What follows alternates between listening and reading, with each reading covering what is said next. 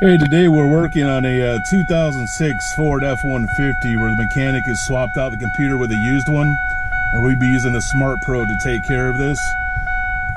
Sorry, this key buzzer is extra loud today.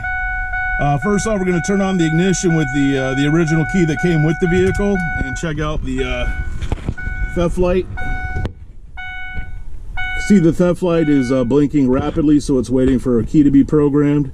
If it was on solid, that means it has a program key, just waiting for a second one.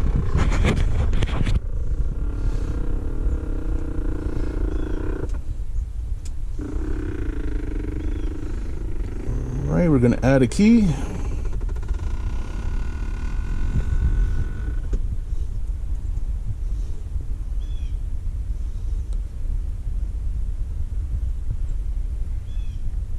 All right, showing 3 keys programmed. Let's give it a shot. Cycle the key. You see the theft light is out now.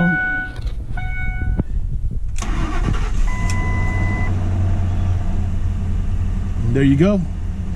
New computers will be different, but if it is a used or refurbished computer, it's pretty simple to take care of. Either going to present a second key or program the existing keys in.